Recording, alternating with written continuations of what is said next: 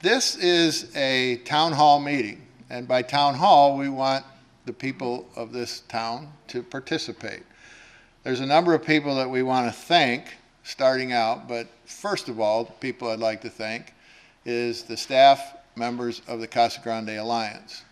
And the Casa Grande Alliance, in case anyone doesn't know, is a coalition of law enforcement, treatment, and prevention people that get together on a very regular basis and, assisted by the fine staff that we have, try to come up with ideas to deal with substance abuse problems, gang problems in Casa Grande. We've had a tremendous amount of success in this community. I'm a transplant from Indiana. My name is Bill Wargo. I was a police officer for 33 years. I have some experience in corporate security as well. I retired and moved to Casa Grande, and very fortunate to get involved in the Alliance. So I've been asked to kind of shepherd this thing through this evening. If anybody has their cell phones on, if you could mute them, please. There are a number of coalition members here in attendance. I don't know if you want to have them. No, I just got that. That's the thing I get from my wife from time to time. No. We have some prizes we're going to give away. We're going to do that in two different steps. But first of all, and we'll introduce the panel individually as they come up to speak here at the table, or one of the gentlemen would prefer to speak at the podium, but he's an attorney, so we all understand that. Before we start that portion of it, there's a gentleman here by the name of Brad Kepler. And Brad, if you could come up, please.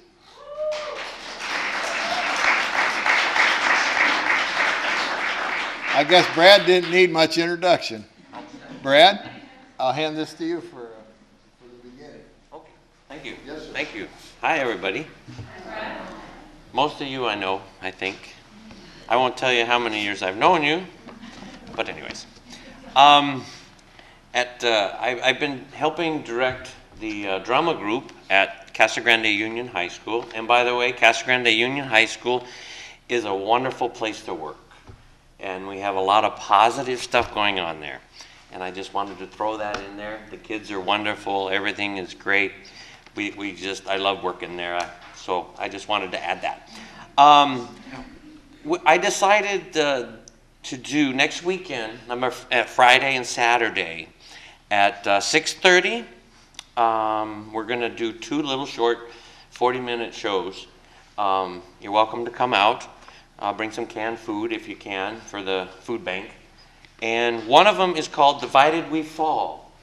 And what it is, it's a group of monologues about teenagers' situations. And it basically goes through, I have two students here, Isaac Bills and Noble Monk.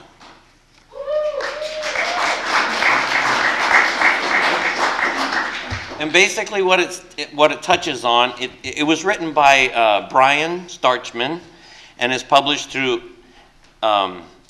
Eldridge Publishing.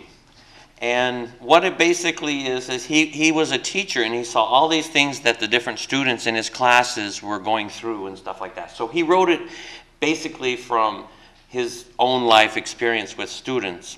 And everybody has some burdens, but to share the pain always isn't easy to bear, right? But the monologues are all so that to strike the hearts of the teens, showing them that any frustration, any embarrassment, loneliness, grief, or anything is not only limited to them. That's why it's called Divided We Fall. And it's to show them that together they can make it through anything. Okay? So they're going to do two monologues from the 12 monologues that are in the show. So hope to see you next week. Noble Monk will be first, and I'm good. Thank you for your time. To my dear son, my body aches for your touch. Just holding hands and listening to the birds. There's so much peace in me.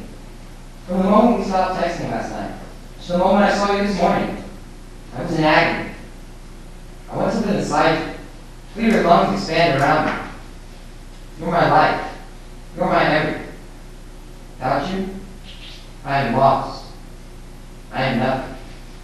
Never leave me. Never, ever leave me. I would be broken beyond repair. Love, your church. We've been dating for 6 months now, and it's like she's living in my lungs. Like, she's suffocating me. I've always wanted a girlfriend, but first 3 weeks were great. Discovering we both like old movies. Wait, the crook of my arm. It's in our head while we sit together at lunch. Having someone else to talk to other than just my friends. Someone who wouldn't call me gay or pansy if I told them how I really felt. But after a while, I can't learn how to see your feelings. I mean, my life is great, yeah. I get stressed out by school, pressure on my parents, trying to fit in. But overall, I'm a happy guy. My parents love me, and they love each other. I get good grades, but I'm also funny, so I get along with pretty much everyone. I don't break out like my friends, or I'm a lazy guy, like my buddy Paul. So far, high school's been the best part of my life. And then, started dating her. I never really met anyone like her before. I mean, I've never really dated anyone before. My old class, we all kind of grew up together. It was weird. Like dating her cousin or something. But then this new girl moved here from Chicago. But not only that, she was cute. All the guys wanted to hit on her. But since I was in student government, they asked me to show her around campus. I felt so lucky. We clicked, and soon I was showing her around town. I guess that was our first date. And then she called me her boyfriend. I was cool with that. I'm lying. It was awesome. The new girl chosen me. Just passed her in the halls, gave me butterflies. And when she told me she loved me, I said it back. Not sure if I really meant it. But when I said it, it was like a key was turning a lock. And now, I can't get out! She writes me these notes 6, 7 times a day. She's failing all her classes, and I have to lie to her about leaving myself in her home. So she won't text me all day long. She moved here because her mom has schizophrenia or something. And her dad's too busy with his new family. So she's living with her grandma, but her grandma doesn't want her. She tells my girlfriend, I already raised my own children, why do I have to raise you too? So, I'm all she has. At least, that's what she says. I can't hang out with my friends, because she doesn't think they're funny. When I pay too much attention to them, she pouts. She thinks my mom is judgmental, and my dad asks too many questions. So we stopped hanging out at my house. And she wouldn't go to my sister's ballet recital because she started crying so hard in the car that I didn't love her enough. Even though I stayed in the parking lot the whole time, trying to calm her down. My sister was so pissed off with me. That's when I decided to end it. That's when she started drinking. It's not like she did it from me. She wanted me to find out. I could smell it on her breath. When I finally found all the bottles, we must have talked until 2 a.m. Me begging her to take me back, pleading with her. I felt so guilty for making her drink so much. So, now we're a couple again. And the drinking stopped.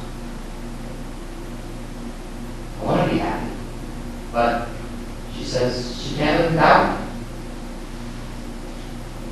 It's my family. It's my friends. Just being the fun guy that I really like hang out with. Because I made them laugh. Just being me.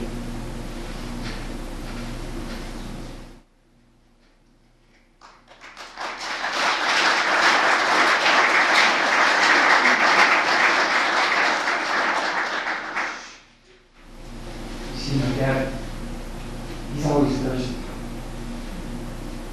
Every morning he's thirsty. He takes his time coming home from work because he's thirsty. And even when he gets home, he's still thirsty. He drinks like he's dying of dehydration. Beer with his breakfast.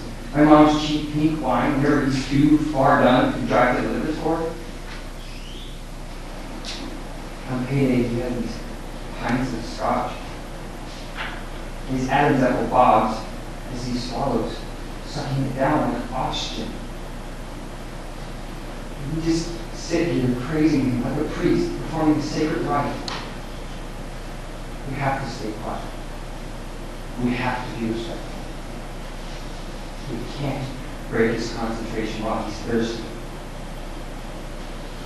There's nothing more important than that. At school, I'm a fag. On the bus, I'm a queer. And at home, before he passes out in his lazy boy, I'm a disappointment. I always wanted a son. What did I get? 5 daughters and a fairy? You made me want to throw up. But he never did. One night, I snuck a shot at his wild turkey, Lucy. I couldn't stop puking. But to him, it's like soothing medicine. It coats all the hate that burns. And for a while, it just fuels that fire. Finally, his belly is full and he just passes out. This is the best time of the day. As long as you don't turn on the television, don't forget to unhook the phone, and always stay quiet. Mom, sisters, and I can finally relax. We don't argue. We don't communicate. We look at each other with subtle gestures and knowing looks. Every night my mom helps me with my homework, pointing out each mistake silently with ever repentant. Last night I had 2 weeks on one math assignment. I try to be the man he wants me to be. But I can't change how I feel. I can't change how I look. I can't change how I talk. I can't change how I move. He complains all the time that I run like a girl. The other night, when he was thirsty, I said that Hope Solo runs like a girl. She was in the Olympics at the time. Smack Mom for that one. He doesn't get us. He's afraid to send us to school with bruises. He hates Mom. She stays home. Where a woman belongs. That's why we never talk back when he's thirsty. Because Mom always takes the punishment. She doesn't like to talk about it. I asked her why she doesn't leave him. One time in a car, just 2 of us, in family of 8, it's rare for us to be alone. So I took a chance and I asked her, why can't we leave? Why not somewhere safe? She stayed quiet for what felt like forever, until she just turned on the radio and asked what I wanted for dinner. If I was more of a man, I would be able to protect my mom. One day I built up enough courage to go to the weight room. And once I walked in there, all the guys laughed at me. But there was one guy, one of the more muscular guys. He actually stood up to me. He took the time to show me good workouts and show me how some of the machines work. For about a half an hour, I thought I should try the bench press. He put on there what looked like 200 pounds. I got worried, but all he said was, "Don't worry. Trust me."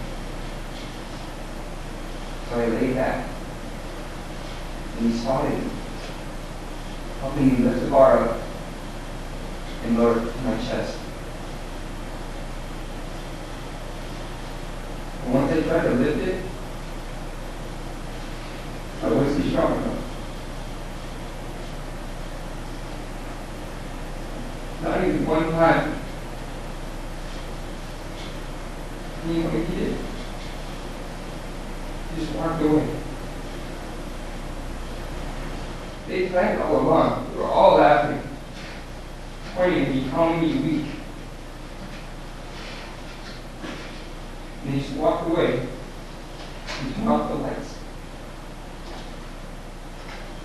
I was sitting there like an insect. All that weight pushing the air into my lungs, and couldn't even scream for help.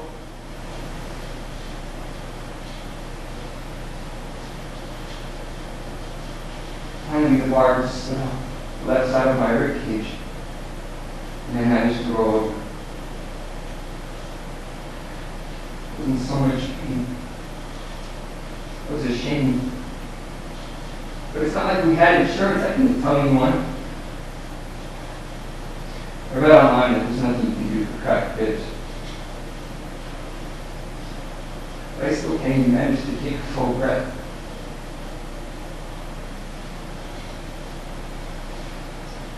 I learned a lot of important things that day.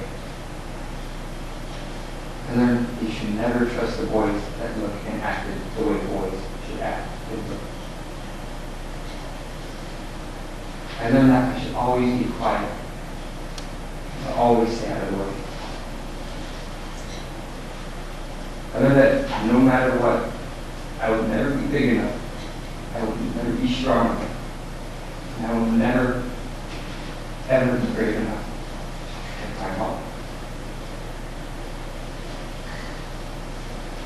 And I learned that the one true thing that I wanted out of everything in the world is just keep my dad happy.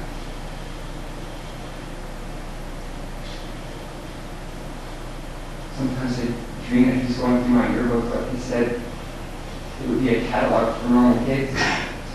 And all you have to do is just choose a normal boy to be his new son.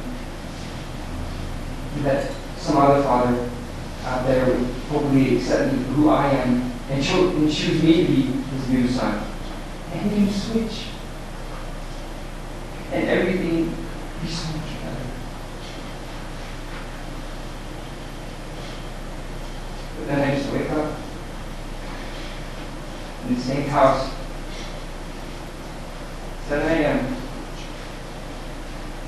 and do it all over again. Because he's thirsty.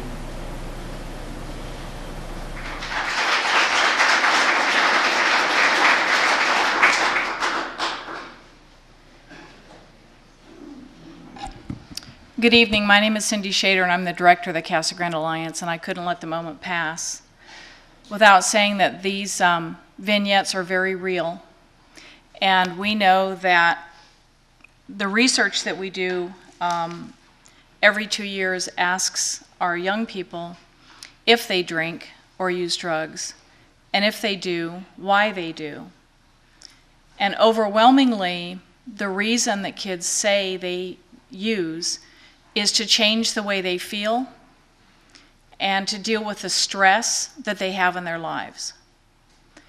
Some of us remember only the good things about high school and how carefree it was. And maybe for you it was, but for some kids, just like the vignette showed, high school, middle school life is very painful, and we have an enormous amount of pressure on our kids, and they don't know what to do. As a culture, we've not done a very good job of showing them how to deal with stress, about how to find ways to release that anxiety or that emotion. And drugs and alcohol work every single time. Every single time. If you drink, it'll change the way you feel. It doesn't work as well the second time, or the third time, or the fourth time, but most people just keep trying anyway. And that's how alcohol and drug problems get going. So I couldn't let the moment pass without saying these vignettes are real. It's not just a play. And our research shows that we as a culture need to find ways, and as a community need to find ways to help our kids deal with the stress and pressures that they feel. Thank you, Cindy. We're going to start our panel discussion, and I'm going to introduce each panelist one at a time prior to their segment. The first one, he told me to introduce him as an average Joe. He's not average about anything he does. I've known him now for a couple of years, and I'm very proud to be able to call him a friend of mine. Thomas Anderson has been in law enforcement for 23 years, 13 of those years in Texas, last 10 years here in Casa Grande. He's worked in corrections, pardons, parole, probation, and police officer. To say he wears many hats is a gross understatement. He's a public information officer. He manages the flow of information to and from local, state, and national media. He's a crime prevention officer, and I've sat in on several of his presentations, and he's very good at that. He coordinates Neighborhood Watch, crime-free multi-housing programs, school and children's safety education, community policing, and other events. He is a Casa Grande Police Department defensive tactics and physical fitness instructor, a council member of the Law Enforcement Torch Run for Special Olympics of Arizona, and in his free time, which I'm not sure he has any, he spends with his lovely wife Michelle and their two sons, Jack, who's 5, and Max, who is a pretty cute little 5-month-old. Thomas is also a very active participant in the Casa Grande Alliance. So, Thomas.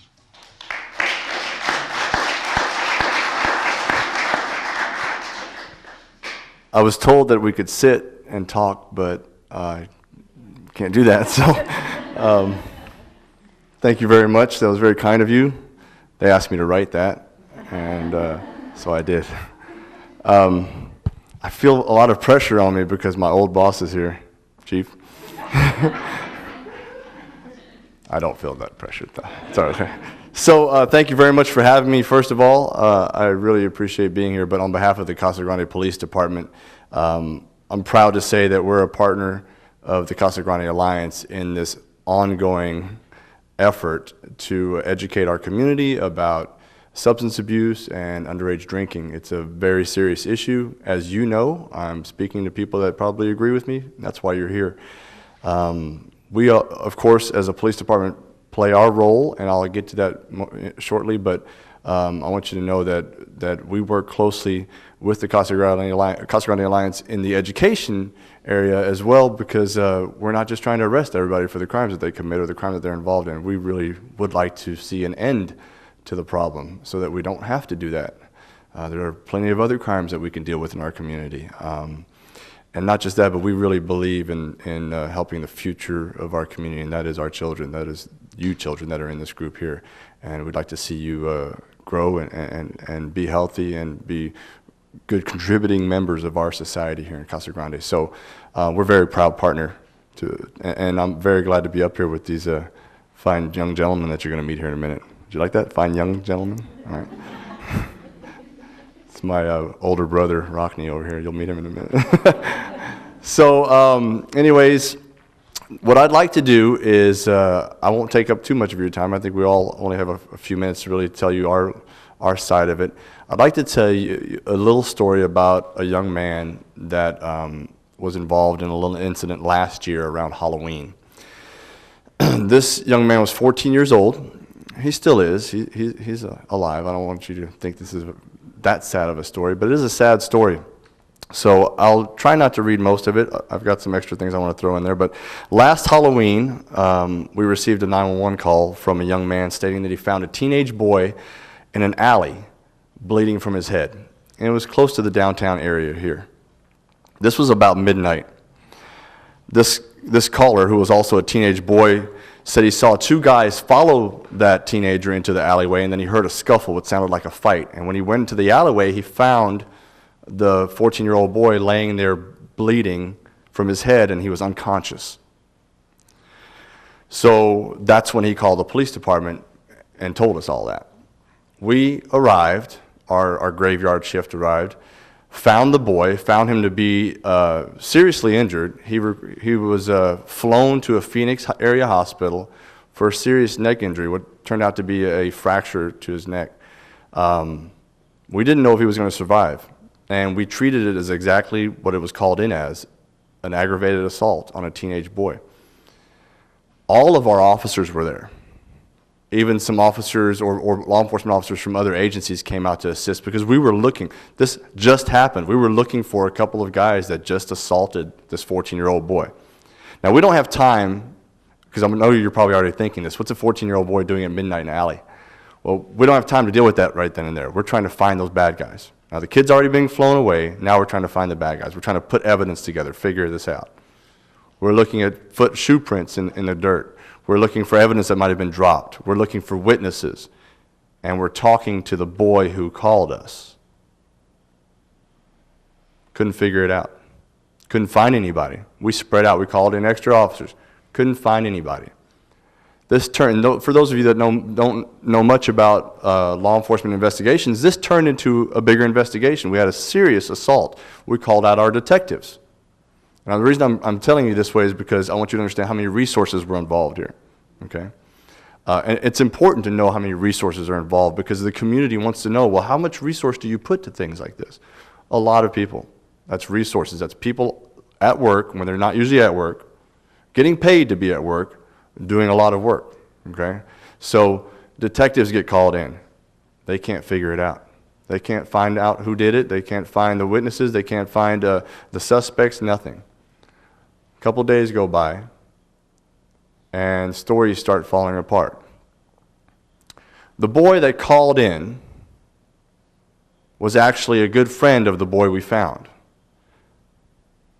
For the 3 or 4 hours prior to the incident that happened, they were at a party together just down the street, a house party.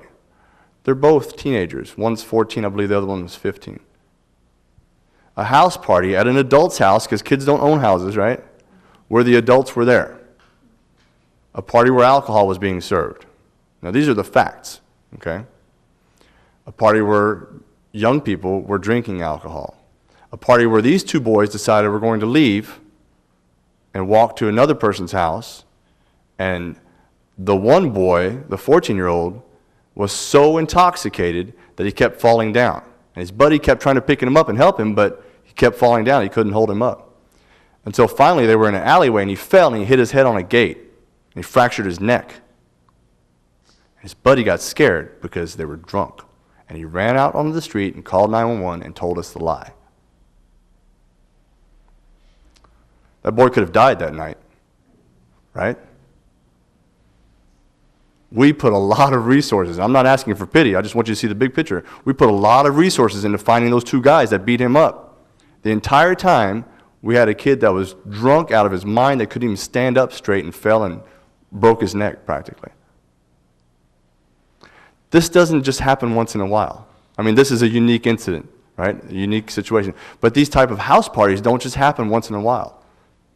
They happen frequently. I've got some numbers I'm going to give you here in a minute, but the numbers don't tell the story either because the numbers only tell you what we know as a police department. They don't tell the unknown. There's so much unknown out there. How many kids did make it home after they were drunk? How many kids just got a little drunk? Mom and dad never knew, you know? That boy could have died that night. He didn't, but a lot of people were affected by that. Okay? A lot of people were involved in the investigation. People were charged with crimes. People were held accountable. People were made to feel guilty. And in my experience, a lot of people probably had there was probably some other fallout. For example, relationships were probably destroyed. Family strength was probably really weakened, really tested for probably more than one family during that investigation. All because of that one night. And I'm not here to talk to you about the decision that he made to drink, although that's an important thing.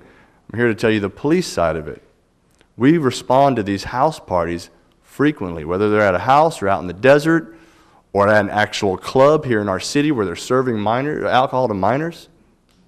We respond to these things all the time. So my message won't just be to you young people in this room about making a good decision, making a smart decision about drinking or not drinking. It's also to you adults, because alcohol comes from somewhere where there's an adult, whether it's a store or it's your liquor cabinet. It's coming from somewhere. And we have an obligation, we have a responsibility to our youth, to our community, to our future, to keep that alcohol out of their hands. And keep in mind, when I say youth, I mean up to the year 20, right? Because you have to be 21 to drink. Okay? So let me give you a couple of numbers. By the way, we usually relate alcohol, the level of someone's alcohol based off of a DUI level, right? That's what most people hear about, 0.08, that's the legal limit for driving. But you can be drunk and not reach a 0.08, of course. This kid was 3 times that level. He's 14 years old. So driving really doesn't even have anything to do with it. I'm just trying to give you a frame, a reference there, okay? So let me give you a couple numbers here. In 2013, keep in mind, this has nothing to do with the unknown. This has to do with what we dealt with as a police department, and I can tell you for a fact. In 2013, we arrested 4 adults in relation to providing alcohol to minors. In 2014, so far, we've already arrested 5 in this city. Those numbers sound small, I'm sure. They're very important to us because we made good arrests on those. We investigated them and made good arrests. Think about the unknown. How many people have done this that we didn't arrest or that we haven't even been told about? In 2013, 47 juveniles were arrested and 31 were given citations for alcohol-related offenses. So far this year, 9 have been arrested and 2 others have been cited. Okay? So those may not sound like staggering numbers, but they are staggering numbers because any one of those could have been that 14-year-old boy that fell and broke his neck and very easily died. Any one of them. And any one of them could be your kids, my kids, your kids' friends. So that's my message from the police department. Think about the unknown, okay? Because we deal with the known all the time at our end. We deal with the arrests we make, the investigations that we conduct, but there's so many more things going on out there. There's so many more exposures to alcohol out there, whether it's at a house party or anywhere else, for the youth in our community. Okay. The last thing I want you to know, those of you that are young people in this room, you'll get to hear more about this from my friend here next, but there's a chain reaction after you get in trouble. Okay. You get a citation or arrested for a minor in consumption, which is you having a beer in your hand or something like that, or you having alcohol in your system. You don't even have to have a beer in your hand. If we know you have alcohol in your system, that's a citation or a ticket, a fine. That starts a record on you for your life. And how many of you know the old saying, well, everything, when you turn 18, everything kind of goes away, right? It's not true. It's not true. Everything does not go away. The other things that go, and that's just the legal part of it and the police part of it. The other things that don't go away is what happened with you and your family, what happened with you and your friends, what happened with you and your decision-making skills from that point on. All of that is affected for the rest of your life. Okay, so I hope I'm not standing up here as the authority talking down to you. I hope you don't feel that way. I wanted to give you some numbers, and I wanted to give you a good relative story about what's really going on out there on the street. Okay? And I hope that you can take that with you and share it with your friends and family also.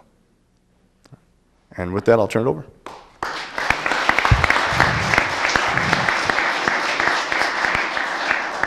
We're going to have time at the end to ask some questions, but I'd like to move the panel and the agenda along.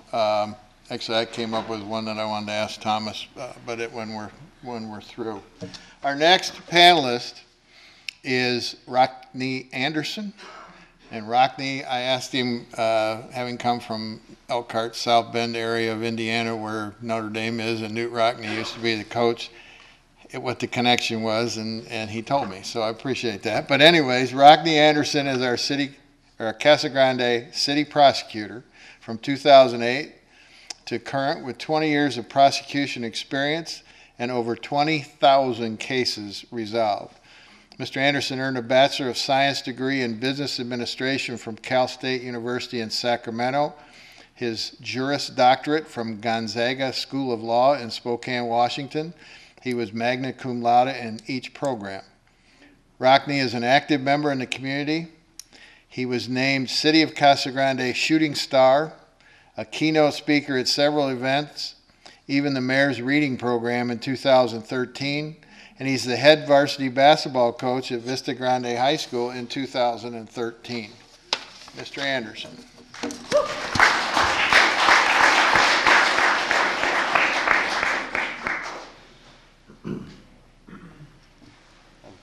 Thank you for that, Bill, and Casa Grande Alliance and Cindy Shader, thank you for inviting me tonight. It's such a privilege to be here. And it's also good to see my old friend Chief Huddleston here tonight as well. I'm not surprised that you're here. I appreciate that introduction, but as I was sitting here, there was just one piece that I want you to know about me. And that wasn't mentioned tonight, but as I look out into the audience tonight, I think you should know this, and that is I have raised 3 children, that I am a father.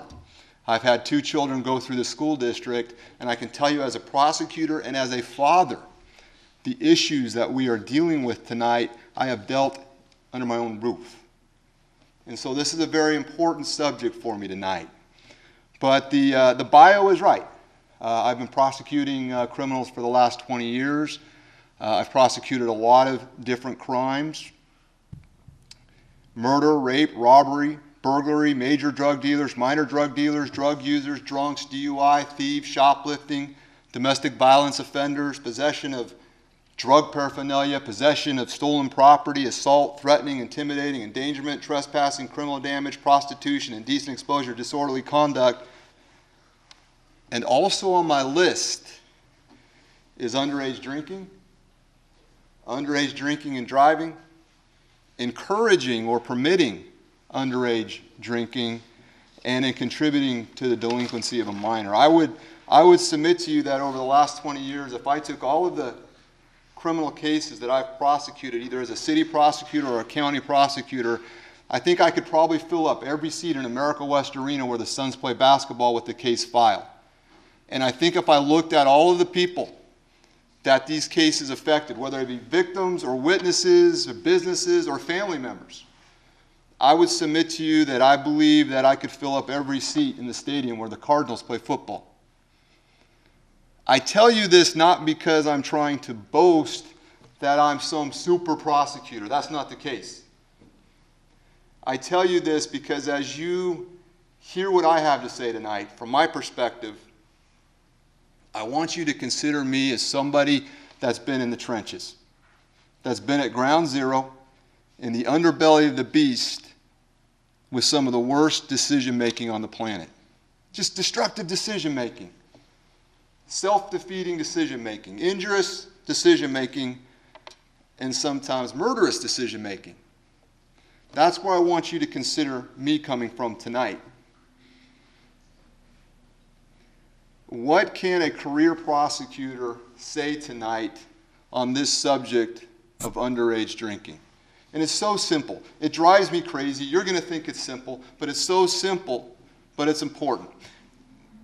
And before I tell you what I'm thinking about, let me say this. As I want you to consider me as somebody that's been in the underbelly of the beast, I look at you as not the sort of people that need this advice.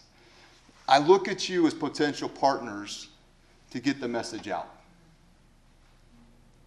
Maybe you're just better in tune than I, or you have a better channel to some of the kids than I. You know, they don't invite prosecutors to the parties, right? When I get on Twitter or social media and I want to be invited into somebody's space, I get rejected. So maybe I can give you some words from a prosecutor that you can take home or you can take to school or to the party. And it's so simple. You take a sip, you take a risk. You take a sip, you take a risk. The moment that you allow a single drop of alcohol to touch the inner lining of your mouth, you have taken a significant risk. And the problem is that the young people don't think about this. They don't think about this sort of risk when they make this decision. I was in court recently at a pretrial conference with a 17-year-old senior, good kid. He was there with his mother. He's going to graduate here in a few weeks, extracurricular activities, no record, but he was charged with underage consumption of alcohol. And so we're in court, and he sits before me, and I sit with, and his mother's there. And by the way, if you're under 18 and you get cited, you got to take your parent to court with you. Now let me drop another interesting footnote about this case. Officer Anderson talked that the BAC, the limit is 0.08. BAC stands for blood alcohol concentration. If you're 21 or over, 0.08 is the legal limit in terms of driving. Now, adults, let me tell you this though, you can still be charged with DUI if you're under 0.08. However, do you know, in this case with the 17-year-old, what his BAC was to be charged with the crime? You're probably expecting me to say 0.25, 0.20, 0.15. I've seen those, and I've seen those a lot. But in this case, it was a 0.02, right? Zeros mean no alcohol in your system. It's a 0.02. Do you have any idea what a low level of alcohol that is? What a small amount of alcohol that is in the person's system? And I looked at him, and I'm looking at the facts, and I told him, I said, hey, this might be the lowest that I've seen. It's the lowest I've seen in a long time. And he told me, he said, I was out with my friends. They were drinking. I didn't want to drink, so I just took a couple of sips to look cool. 0.02. I mean, that goes to show our young people that there's no amount of alcohol that is safe for you. It's zero tolerance. And so then I looked at him and I gave him the $6 million question. What were you thinking? Right? And his mom looks at him. She's got that look on his face like, what the heck were you thinking? We raised you better than this. Like, what were you thinking? And he gave me the honest answer. He said, I wasn't. I wasn't thinking. And that's the problem, that they're not thinking. And they're not thinking about the risk. You take a sip, you take a risk. And there's so many risks that you take. I mean, obviously, as a prosecutor, what I think about is you take a sip, you risk a criminal conviction. You take a risk, you risk coming into contact with the police. And generally, people tell me, I'm not going to get caught. The police aren't going to catch me. Let me tell you, I could line up starting right here, all the way out that door and down the street, people who think they weren't going to get caught. And then they tell me, well, if I get caught, my friends have my back. And maybe we'll have time in a little bit to talk about your friends, but I can tell you I can get your friends to roll on you in an instant, right, Chief? It's not hard. So-called friends. You know, what were you thinking? You got to think about the risk. Our legislature, who makes the laws, who makes the criminal laws, and our city council, who makes local laws, they've armed the prosecution and the police very well with different sorts of crimes that we can charge young people or adults with when it comes to underage drinking. We know in this state that it's illegal to buy, to receive, to possess, or to consume alcohol if you're under 21. That's a state law. We know that one. Did you know that in this city, we have a local ordinance, it's a misdemeanor, and it's titled permitting or encouraging underage drinking? Drinking and driving for the kids. No amount of alcohol is allowed. It's 0. If you drink and you drive with any amount of alcohol in your system, it's a crime. The state has a party house statute. I call it the party house. It really doesn't require a very big party. It's an interesting statute. It says it's a crime that if you are a resident or an occupant of a dwelling that doesn't have a liquor license, okay, houses, residences, some businesses, and you allow a gathering of 2 or more people that is not either a family member or somebody that lives there, and there's an underage drinker, and you should have known there was an underage drinker, not that you knew, but that you should have known there was an underage drinker, that is a crime. We know it's a crime if underage people try to buy alcohol with a fake ID. But it's also a crime if they even ask somebody to buy them alcohol. And then this is one that I'll occasionally use if the circumstances are right. Let's say you just turned 18 years old. So now legally you are an adult. You just turned 18 years old and all your friends are 17 or 16. They're not adults yet legally. And you decide to celebrate the 18-year-old birthday party by popping one open. Have some beer. And you get caught. I can charge you with contributing to the delinquency of a minor. Another crime. So I'm armed very well as a prosecutor to charge either children or adults with these sort of offenses that we're talking about tonight. You take a sip, you take a risk. It's just not criminal convictions. I mean, we could list a whole laundry list of things. What about driver's licenses? Kids love to drive, they gotta drive, right? They want their privilege to drive. Under state law, if you're convicted of possessing or consuming alcohol, even the first time, you can lose your license. Second time, you lose it for longer. If you drink and you drive with any amount of alcohol in your body, you're going to lose your license for 2 years. If you present a fake ID, you could lose your license. You take a sip, you take a risk. Jobs, other opportunities. Just a few weeks ago, I had a 18-year-old in court with me. He didn't have to bring his mother because he's an adult, but he was charged with underage consumption. And so he's called forward. He sits down in front of me. I introduce myself. Hello, I'm Rockney Anderson. I'm the city prosecutor. I'm an attorney. I don't represent you. I'm not the public defender. I represent the government. I see you have your hand out today. Do you understand what your options are? Very good-looking kid, dressed by far better than most adults do that come to court. And he says, well, it says here that my options are I can either take your plea offer today and plead guilty, or I got to go to trial. And I said, that's right. And he said, well, I want diversion.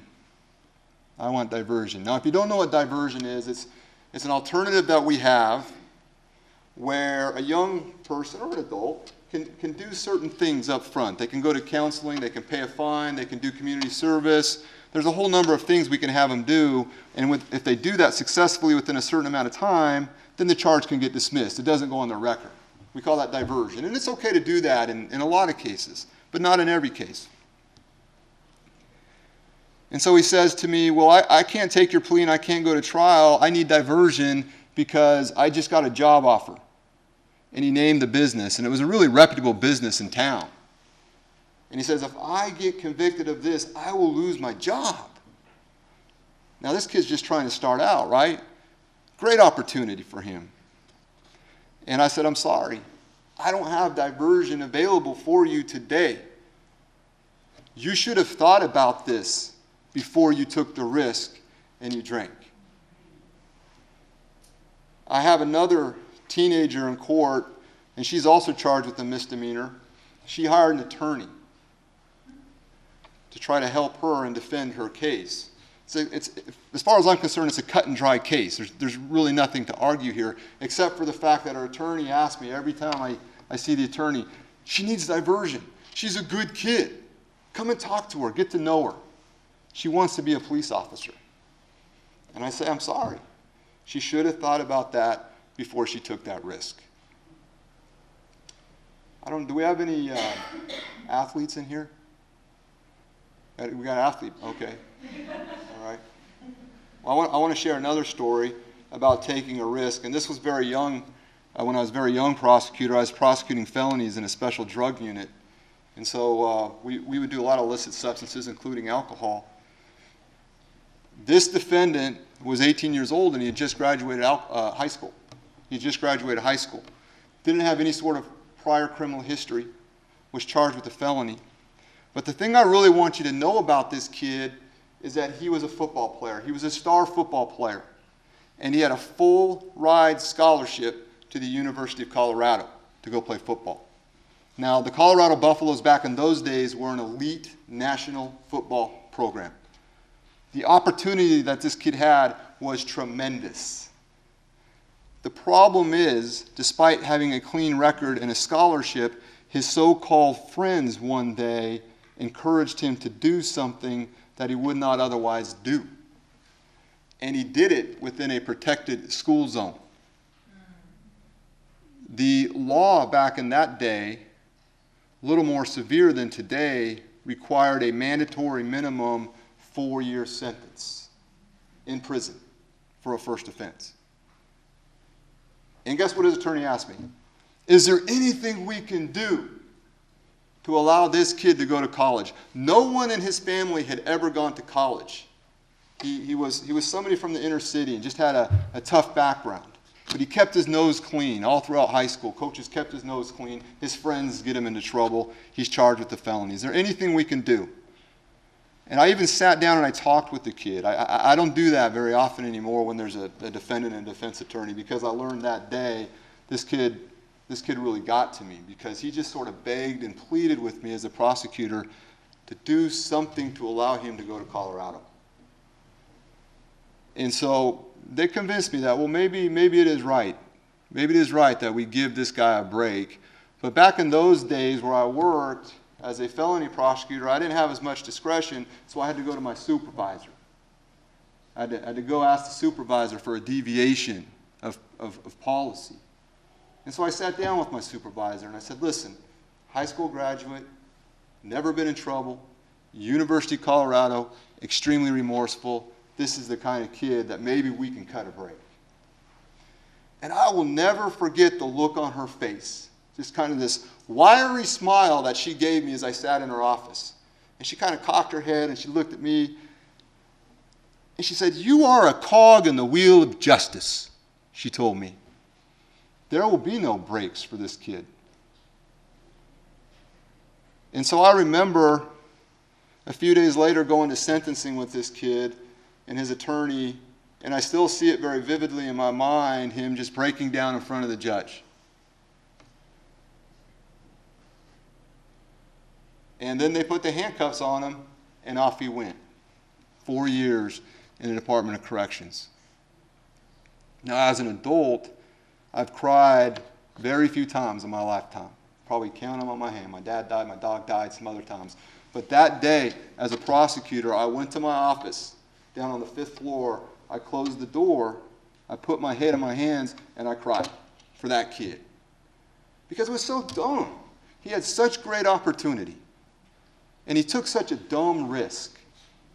You know, maybe the system should have given him a break. I don't know. But my message tonight is don't let that be you. Requiring some prosecutor to go to their supervisor asking for a break. You take a sip, you take a risk. I know Ms. Shader's going to talk about the risk of health, right? Take a sip, you risk your health. You take a sip, you risk your reputation. You risk your family's reputation. When you go to court as a young person, you got to take your parent or guardian with you. And when they call your name, they don't call your first name only. They call your first and your last name. And you sort of think about how you're affecting your family name. and then your parent has to go up to court with you. And I see them standing up there with their child in front of the judge, and they just look embarrassed, like you're embarrassing your family. And then you risk your own reputation with your parents, the trust factor, with your coaches, with your teachers, with your mentors. You take a sip, you take a risk. And then there's the big one. Take a sip, risk your life. As Officer Anderson just said, somebody almost died in our city. One last story before I go, because I know I'm just about over my time here. You're a lawyer, we expected it. You sound like the judge. She is.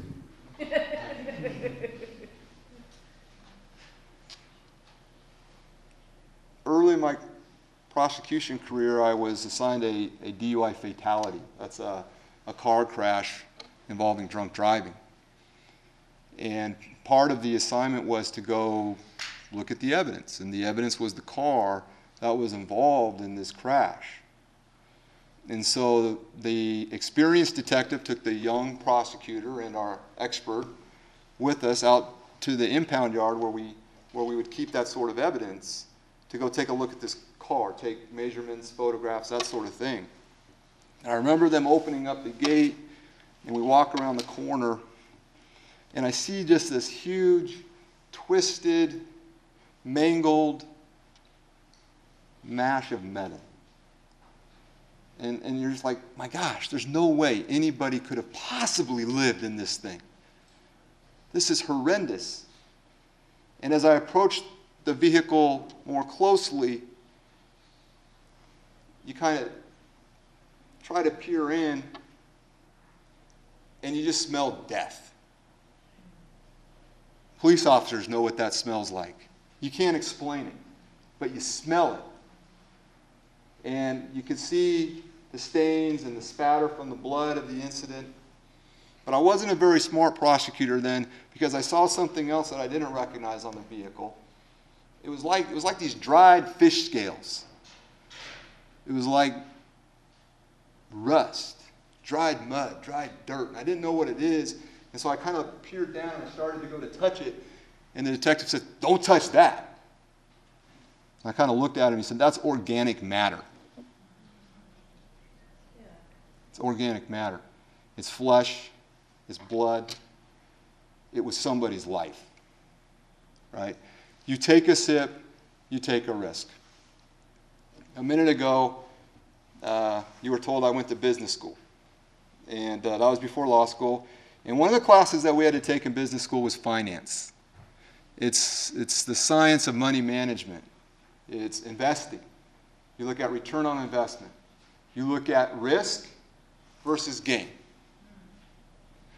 If I were to invest $1 today and I have a chance to get 100 tomorrow, is that a good investment? Say yes to that dress. Say yes to the dress. But if I've got to risk $100 for $1, that's not a good investment, is it? As my law school professor said, that dog doesn't hunt. So, young people, when you're making this decision, and hopefully adults, you can pass the word on to the young people from an old prosecutor. You got to look at the risk and you got to look at the gain. There's a risk analysis here. I've just told you what the risk is. Essentially, you're risking your future. But let's talk about the gain. I've never seen any as a prosecutor there, but the kids that I've talked to say, it's fun. We can hang, we can get loose. I can get girls. I'd be like, if that's your definition of fun, you need to reevaluate that, son. At best, that is foolish fun. Foolish fun. So then what you do is you take a look at the analysis now. This is the analysis that I want the young people to think about. What is the risk? Your future. What's the gain? Foolish fun? Don't say yes to that dress. That dog just doesn't hunt, right? Just don't do it. Thanks.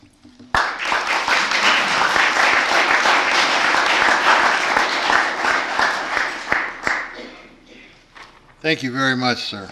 and you answered the question I was going to ask, the level of alcohol in a system for a teenager driving. I think I said this before, but I really want to thank the administration of the city of Casa Grande for providing this facility and also for taping this, recording this so that it can be seen. As Rockne said, you know, we don't have everybody in town here, but every one of you know people who know people who know people. Have them check this out. This is some pretty incredible stuff. Our next speaker, Micah Powell Jr., MJ, is a Casa Grande Union High School senior and a native of Casa Grande. He joined SAD as a freshman. Currently he is on the Arizona Student Leadership Council for SAD. He's in the marching band. He's involved in sports, varsity baseball. Is a student body president. Micah was the Casa Grande Rotary Club High School Student of the Month for January and was just crowned prom king this past Saturday.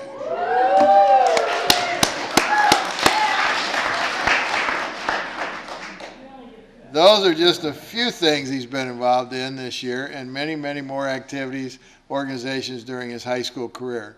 Micah will be attending the University of Nevada in Las Vegas and in the fall to earn a Bachelor of Science degree in Entertainment Engineering and Design. Micah.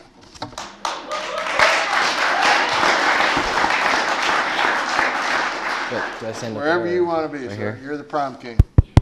Thanks. I'll use this. Okay. Okay.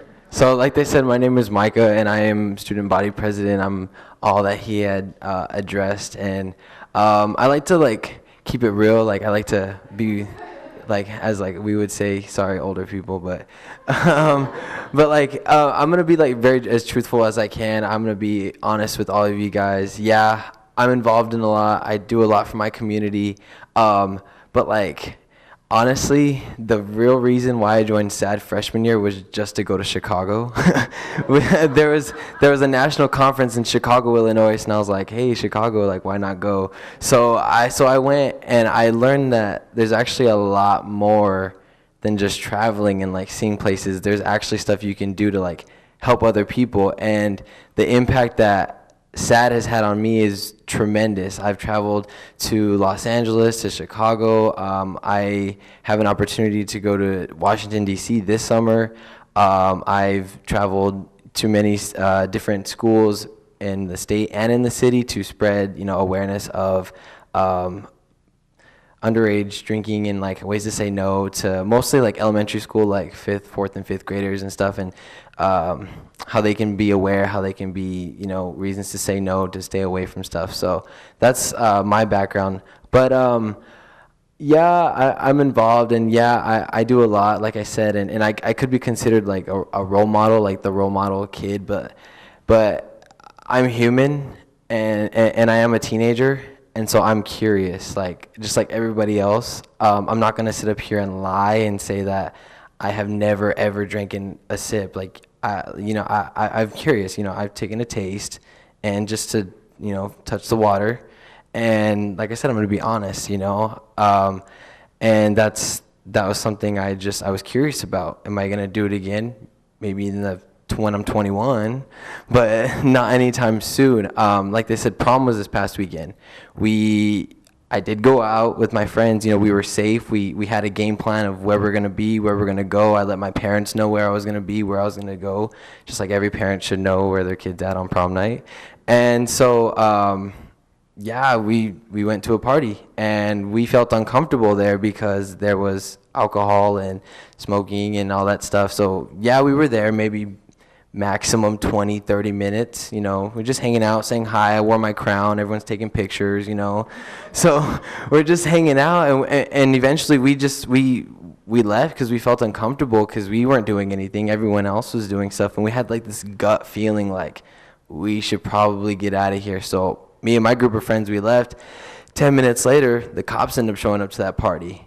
So thank God we had left, because even though we were still inside the house, would we have got in trouble, or I don't know, would we have?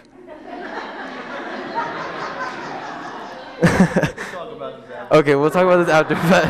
But yeah, like, you know, it's just it's always good to make good decisions and stuff. And yeah, like I said, that situation, you know, yeah, I like to have fun with everybody. I like to, you know, I'm very social. I'm a people person. I like to talk to different people and get to know you better. But also, on one hand, I'm also aware of my surroundings, and I'm also aware of what good and bad decisions are. So just to keep in mind, like, there are other ways, like, to have fun. I think the whole perception of, you know, of older adults thinking like, oh, well, kids think this way, like, if you don't drink, you're not cool, like, that perception's long gone. Now it's more of, I think our youth are more aware of our surroundings and aware of the consequences and are aware of the risks that we're taking as far as drinking, smoking, and doing everything illegal that we're not supposed to. If you choose to do it, you choose to do it. And if you don't, you don't. Nobody kind of peer pressures you. Nobody kind of, you know, tells you, hey, if you do this, you're going to be, you know, lame. You're not going to hang out with the cool kids. I mean, I don't do it, but I still can be considered like a well-known kid around my campus. So I guess that whole perception is long gone. And I just, from like my standpoint, you know, that's just a youth standpoint. And in reality, it's yeah, drinking is bad. Like, you know, we shouldn't even be thinking about drinking it, but who's to say I can't control others' decisions? Does that make sense? I can't tell, you know, people that, hey, you can't do this, you know, that's bad, because that's their decision. It's not my decision. I have, like they said, I have something planned in the future. And with all the stuff that I've just learned from, you know, these two, I don't want to risk that, you know. I'm trying to, no offense to my family, but like, I'm trying to get out of here. I'm trying to like leave, start a whole new life somewhere else. Like, it's Vegas, like there's a lot to do. So, and I know, okay, that made it sound like really bad, but I know it's Las Vegas, and I know to be careful. Like, it's Vegas, you know, the opportunities everywhere I go. I can turn the corner and there it is. But I know, one, college is expensive. Two, like, I'm probably going to be paying for it too, like me and my family, so why waste it? Like, get the most you can out of college experience. All that other stuff can be done afterwards. You know, they say, was it saying, like, be serious first and like party after, or something like that? I don't know. But that's my whole thing, is like I have a future, so if other people that I know and are friends with, you know, they choose to do other things, and that's their decision. If I partake in it, that's my decision, you know. I can't pressure anybody to do it. Like I said, that's their decision. Yeah, I might get the question like, well, why don't you do something to stop it? Like, why don't you ever tell them like, hey, you know, that's not bad, or that's not good, like maybe we shouldn't do this? Like, I do sometimes, you know. I'm not gonna lie and be like, I just sit back. I'm like, all right, just be careful. Like, that's my advice. Like, on prom night, at prom, when everyone's leaving, I was like, all right, be safe. Like, be safe. Like, just don't do anything crazy. Don't do anything stupid. Don't do anything that we might regret. About 2 weeks ago, we had lost a student. He was a friend of mine, and he was one of my good friend Jennifer's little brother.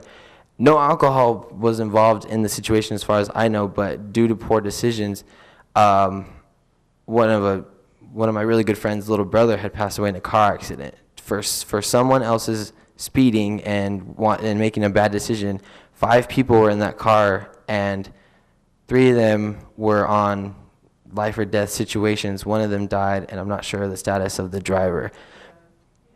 Oh, he died. 2 people died. So that's off of one person's decision of making a bad decision affected 4 other people's lives.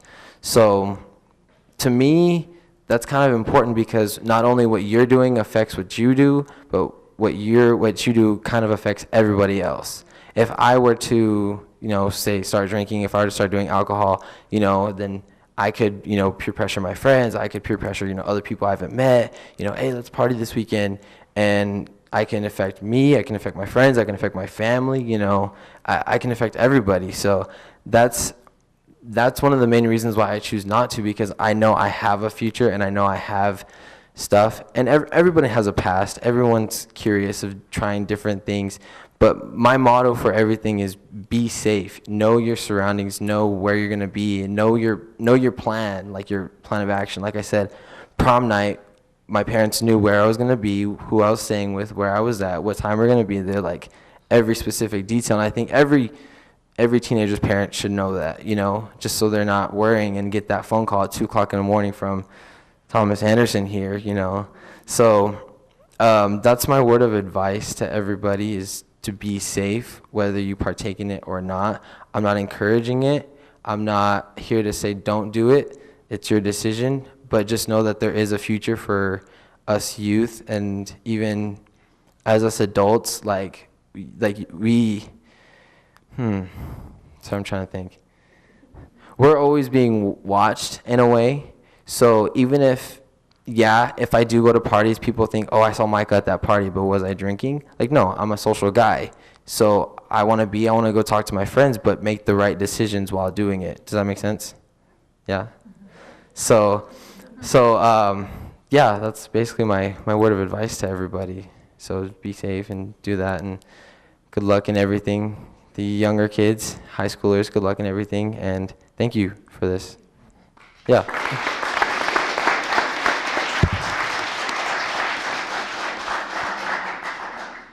Thank you very much, King MJ. Our fourth panelist this evening is Cindy Shader, who got up briefly and spoke a little bit ago, but I'm still going to go through her bio. Is the Executive Director of the Casa Grande Alliance Drug Prevention Coalition and the nonprofit corporation CGA Inc. She is the chairperson of the Substance Abuse Prevention Committee of Arizona. Cindy holds a bachelor's degree in public administration from the University of Arizona and is an Arizona Police Officer Standards and Training Board certified instructor. In August of 2011, Cindy was recognized by President Obama as a champion of change for her work to reduce drug use and its consequences, and for empowering and inspiring members of our communities. I've worked with Cindy now for a couple of years, and this community is very fortunate to have her because she's very passionate and committed to the Alliance. Cindy? Thank you, Bill. I'm giving my staff the high sign here because they're going to circulate among you with presents. I need one. All right. So for those of you that left your brain at home, we're giving you one. And while those are being passed out, I want to tell you a few things. What came to mind as these gentlemen were presenting, when I watch the news, I always hear the news people talk about, he was 5 times over the legal limit. There is no legal limit for intoxication. There is a legal limit for intoxication for driving. But you can, for an adult, there's no legal limit or illegal limit. Okay, so that's a little homework assignment to listen to those news folks that talk about the legal limit for intoxication that only has to do with driving. I'm here to give you some disturbing news and some really good news. So let's start with the disturbing part. I've been the no-no girl for a long time. No, don't do that. And here's why. People who begin drinking before age 15 are 4 times more likely to become alcoholic. People who begin drinking before age 15 are 4 times as likely to become alcoholic. So if we can keep our kids from drinking until they're 20 or 21, we reduce the chance of them becoming alcoholic, and we reduce alcoholism in our country significantly, just by that one thing. If we can just get them to wait, that's huge. And here's something that came out of the University of Pittsburgh Medical Center that's kind of freaky. A sip or taste of alcohol, even once, before the age of 10, puts a child's brain at risk. So think about how many times as adults we have a little person that may be this person's age, just a little person, and you're out by the pool and you got a couple of beers and she says, "Daddy, what does that taste like?" And he says, well, you can have a sip so you can find out. And she takes a sip and says, ooh, that's nasty. How do you drink that? But we just gave her a sip. And we introduced into this little child's brain a sedative in a liquid form called alcohol. Now, that doesn't mean that she's going to necessarily go and become an alcoholic and have a bad family and all that. I'm not saying there's going to be a lot of doom. But the doctors have told us in the last 5 years things that we never understood about that little thing inside our body called the brain. Now, if we had a real brain, of course it would be larger for most of you. And it wouldn't actually be red. It would be kind of gray and gross looking. But if you look at the brain that I've given you, I'm going to have this young lady right here next to Big Micah. Can you read for me what that says? Underage drinking dangerous, damages your brain. Underage drinking damages your brain.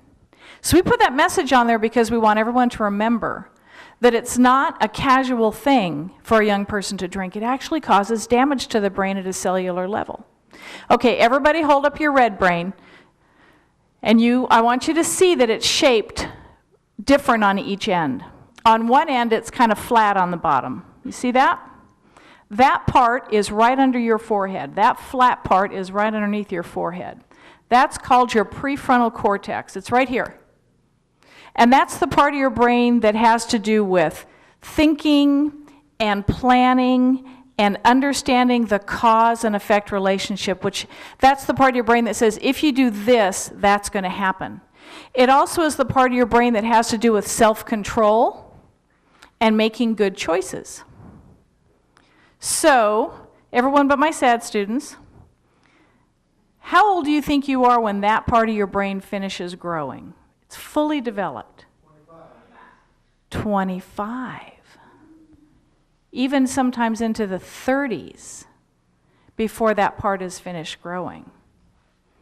So we wonder sometimes why our young folks, oh, you guys get brains, why our young people make bad decisions. And we're surprised because they're in a big boy body and they're capable and they're smart and they're prom king.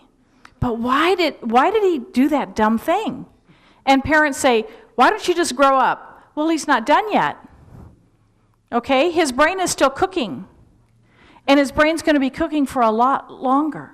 Now, if we introduce alcohol into that brain while it's still cooking, we're going to damage it at a cellular level.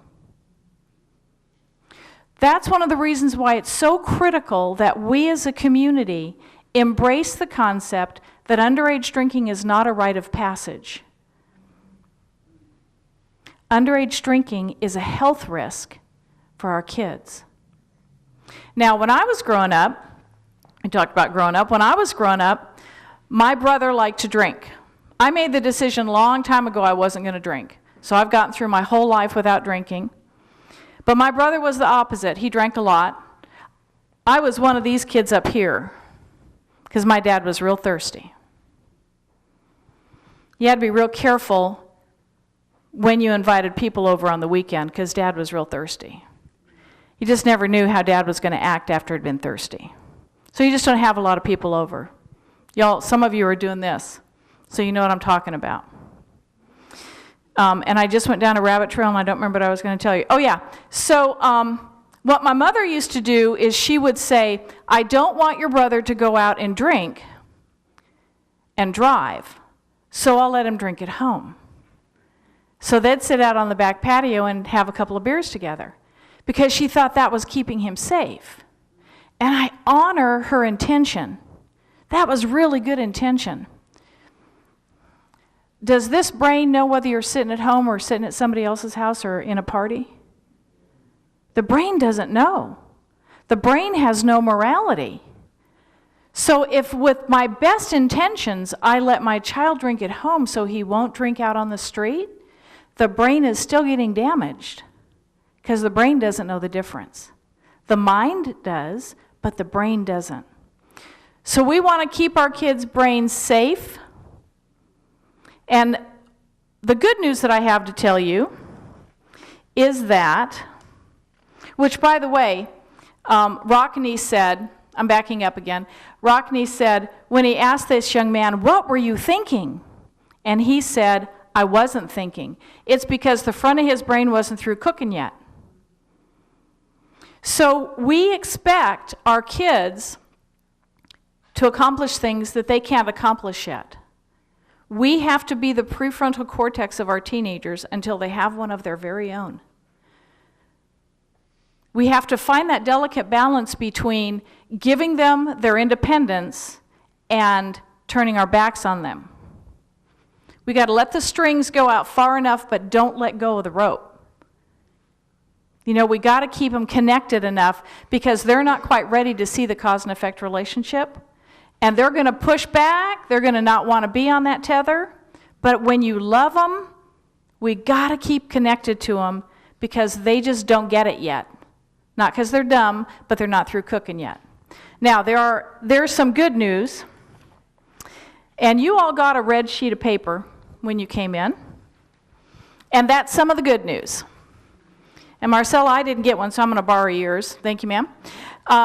This shows you that on the left-hand column, is that the left? That's the right. On the right-hand column, all those numbers have a minus in front of it. We're very happy about that because we've seen a significant decrease in underage drinking in Casa Grande in the last, really, 10 years. I have a question for Micah. How common is it for parents or other custodial adults to provide alcohol to teenagers? Does that commonly happen? Now, I truly don't know, so I'm asking. Is it common for parents to, like, buy alcohol for their kids to have parties at home? I'm handing you the microphone. Get ready. Okay. I think from where I know, it's not parents. It's somebody older that we know that is over like 21 that could get it for us. But the whole idea of like, oh, well, you can just come drink over here, like Cindy had said, parents would rather, the reality is that parents would rather have their kids, like if they choose to do this, have their kids at home, you know, with whoever they choose to, you know, come over, bring, invite, at home with supervision, with limited amount, you know, to be supervised while doing this, instead of out in the streets driving not knowing what they're doing. That they would rather sit there and watch them basically as they do this. And I know you're not allowed to do that, but the reality of it is that if they're going to do it, be safe about it, like I said. Okay, thank you. I'm not in the teen world, so I wanted to find out. Yeah. It's still real. I'd like to ask him another question. Since Since prom was just this past week, how much conversation on campus, high school campus, was there in the week leading up to prom about drink, don't drink, party? On our campus, because of the recent incident that we had happened, there was a big awareness about it. Teachers repeatedly told us, you know, be safe was the motto. Basically, our principal, our administration, you know, told us be safe. And yeah, there was talk of parties, you know, gatherings and stuff that I knew about, even after, you know, the advising and, you know, be safe. But I think this year it was a lot of kids were aware of what would happen because of the recent incident, and I think that was it. It's sad. It's always sad to lose somebody in a community, especially a small community like us.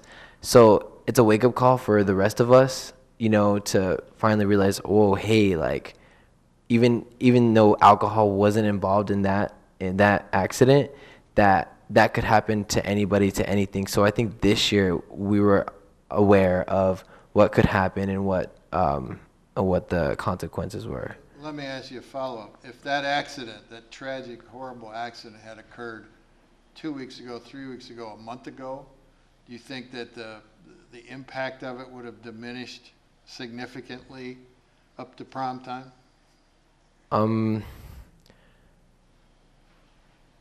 Oh, maybe. I honestly do believe that because in the week of prom, like I said, we did have a lot of advising. And even though there was talk, like I said, the majority of kids were still like, well, I can't do this. You know, I'm just going to keep it safe. I'm going to keep it cool. That was what, you know, my friend group decided to do, you know. Yeah, we had a plan if someone decided, you know, to partake in the drinking, but overall we didn't. So I think it still would have had an effect on the school because we've had previous incidents, not even from our school, but from like Vista and their accidents. And even the incident with texting and driving, I mean, that was a big thing on our campus as well, not just Vista Grande and their campus. Would it be unheard of or common, somewhere in between those two, for young people in your circle at school, I don't mean your private circle, I mean the whole school, to offer to be a designated driver for someone else that may they're going to drink and party and you know, nothing's going to stop You said them. that it is common? Is it common? If it happens. Yes. Yeah. If I've witnessed it. If they're gonna be out, if they're gonna be doing this, somebody will volunteer and say, hey, if you guys are gonna do it, I'll sit this one out. So like I said, if they're gonna partake in it, be safe. But ultimately, that's their decision and the whole situation. Thank you. Other questions for any of the panelists? Yes, in the back.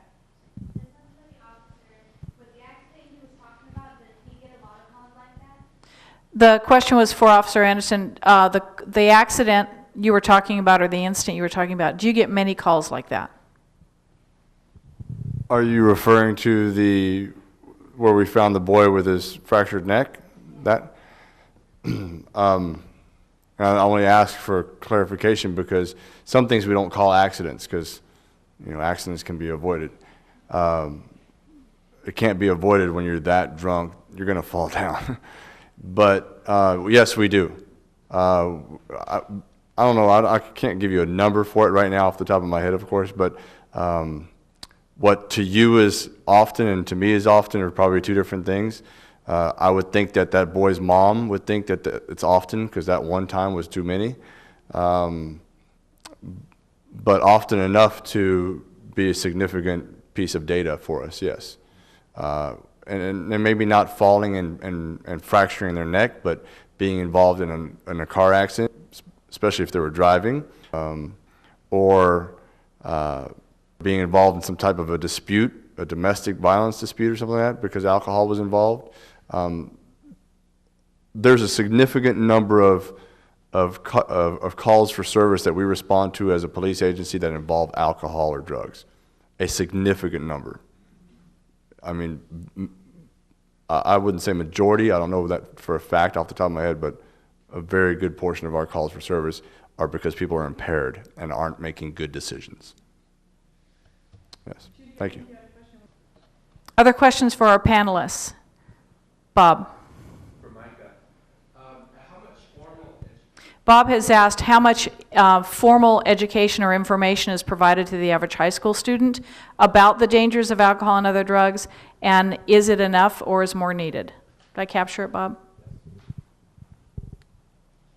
I think at this age we have a good understanding of what the consequences are and what your actions can do. As far as even at your school, getting caught with, getting caught with alcohol, being under the influence while at school, like even if you didn't do it at school.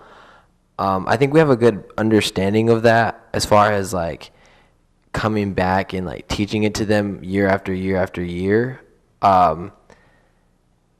We do put together little things here and there to try to like stay alert of the kids and like let them know like, hey, these are still the risks, to kind of remind them.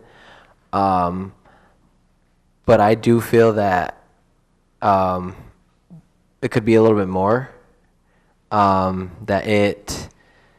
It's still reminded of us by our teachers and by our parents. But I think as a whole, if one kid isn't getting all the correct information and all the awareness that he needs to, then that one kid could be the one to make the poor decisions.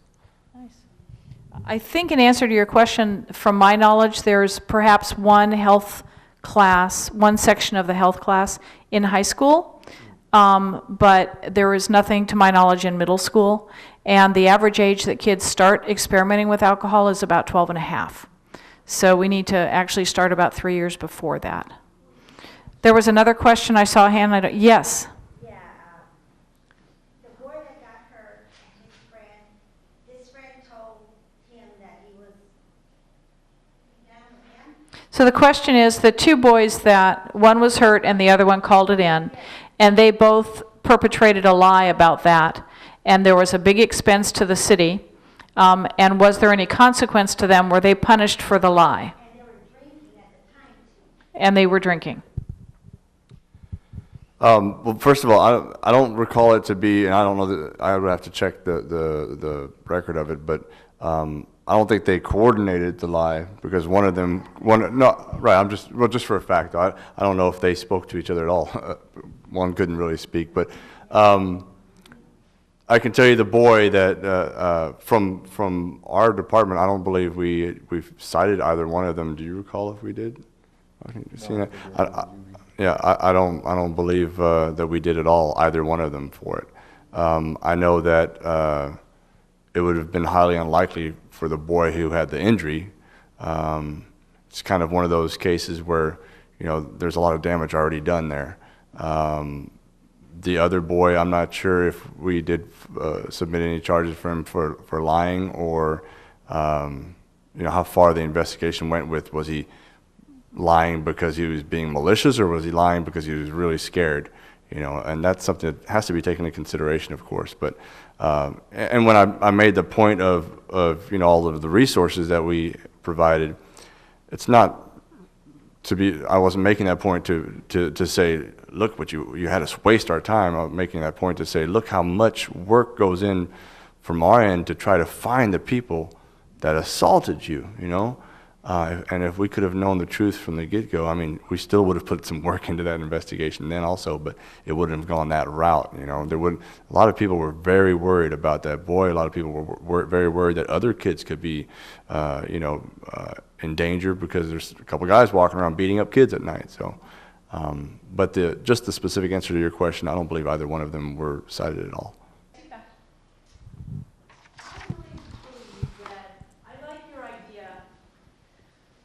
I like your idea that you were doing those lunch and learns. Yes. Because I can see exactly where Mike is coming from. Because when kids are real young, there's a lot of information. Just in the whole education field, there's a lot of materials out for young kids. And as they grow up, the materials become less and less.